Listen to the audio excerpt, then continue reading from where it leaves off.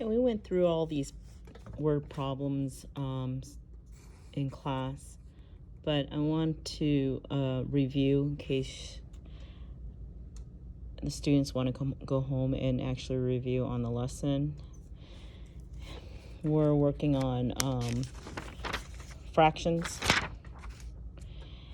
and the problem is Mr. Connors drove 78 1/3 miles on Monday, 77 1/12 miles on Tuesday, and 75 5/6 miles on Wednesday. If he continues this pattern on Thursday and Friday, how many miles will he drive on Friday? So I always have the students to highlight keywords in the problem. And it's important to say, okay, Monday, 78 1/3. On Tuesday, he went 77 1/12. And on Wednesday, he went 75 5/6. And they want you to continue, if he continues the pattern Thursday and Friday, how many miles will he drive on Friday? So highlighting just the keywords to help you understand what is it that they want us to do. The next step is to transfer the information, the keywords, and summarize it in your notes. So for problem 18, I would write down Monday,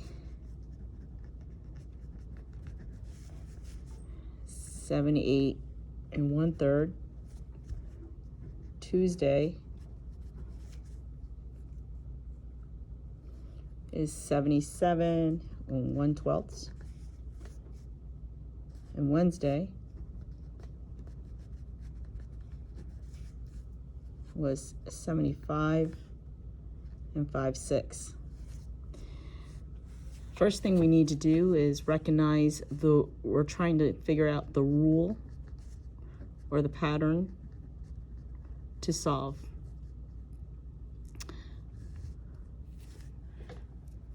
And we're trying to figure out the Thursday and Friday. So I have the students to look at the whole numbers, usually the easiest way and think of money. So it's like saying $78, $77, $75. Notice that the pattern is actually decreasing in value. So we know for sure somehow the operation is going to require subtraction. You're going to subtract, but we don't know by how much. Then we have to figure out what is the pattern. In order to figure out the pattern, you're going to subtract. Either you subtract these two or you subtract these two fractions in order to figure out what the pattern is. So I would take the greater fraction is 77 1/12, subtract 75 and 5/6, I'm sorry.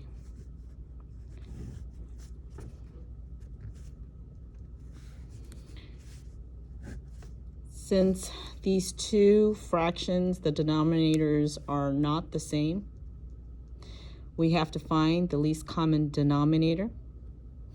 And the least common denominator is going to be 12, because the first thing I like to do is look at these two denominators and ask yourself, can they be divided, 12 be divided into 6 evenly without a remainder? In this case, yes. So the least common denominator is 12. I would divide 12 into 12, which is 1, and then times it by 1, and that gives us 1. 12 divided by 6 is 2, times the numerator here, and that's 10. And if you notice that it's a subtraction, we're subtracting, but you can't take 10 from 1, so we're going to have to regroup. We add these two together, and when we regroup, we have to reduce. Transferring that over to 76. Add these two, and that becomes 13 over 12. Bringing this over here, which is 75, 10 over 12. Now that our denominators are the same, we can just subtract regularly. 13 minus 10 is 3/12. 76 minus 75 will give us 1. We're not done. So the simplifying this, we could also go to 1 and 3, dividing equivalent fractions, dividing the top and the bottom by 3, you get 3 divided by 3 is 1, and 12 divided by 3 is 4. So the rule in the pattern is to subtract by 1 and 1/4. That's really important. So the difference between here and here is 1 and 1/4, and here is also 1 and 1/4.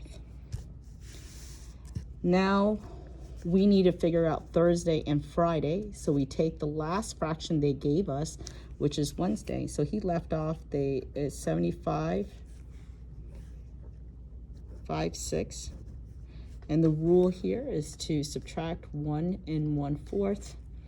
So we will subtract 1 and 1/4. Again, same thing. Notice that these two are unlike denominators. So we have to find the equivalent, the common denominator, and that will be 12. And to figure out what 12 is, you could also use the LCM, which is least common multiple. If you take the multiple of 4 and the multiple of 6, which are these two denominators, so it's like saying what's 4 times 1 is 4, 4 times 2 is 8, 4 times 3 is 12, and 4 times 4 is 16. And then here the common multiples of 6 is 6 times 1 is 6, 6 times 2 is 12. And I'm going to stop because I noticed that there is a common multiple here. And that's the LCM. Least common multiple is 12. So 12 here is the least common denominator. You take 12 divided by 6 is 2, times that with the numerator, and that gives us 10. 12 divided by 4 is 3, times 1, which is 3. And then take 10 minus 3. Now that we have common denominators, we can subtract, and that's 7/12. And take this, and that's 74. 74 and 7/12, but we're not done because that's just Thursday. Now we're looking for Friday. We're taking the same rule that we figured out over here, continuing on with the pattern and subtracting that by 1 and 1/4. Again, finding the common denominator, which is 12, because I can look at these two and say, okay, yeah, 12 goes into 4. 12 divided by 12 is 1, times 7 is 7. 12 divided by 4 is 3, times 1 is 3. Subtract those. 7 minus 3 is 4/12. Subtract that is 73. 74 minus 1 is 73. We can also simplify this, but dividing the top and the bottom by 4 for an equivalent fraction. 4 divided by 4 is 1, and 12 divided by 4 is 3. So Friday, the answer is 73 and 1/3. 73 and 1/3 is the answer for Friday. And that's how we solve it. And I would like my students to write like this, take really good notes so that they will know, and to always write down name.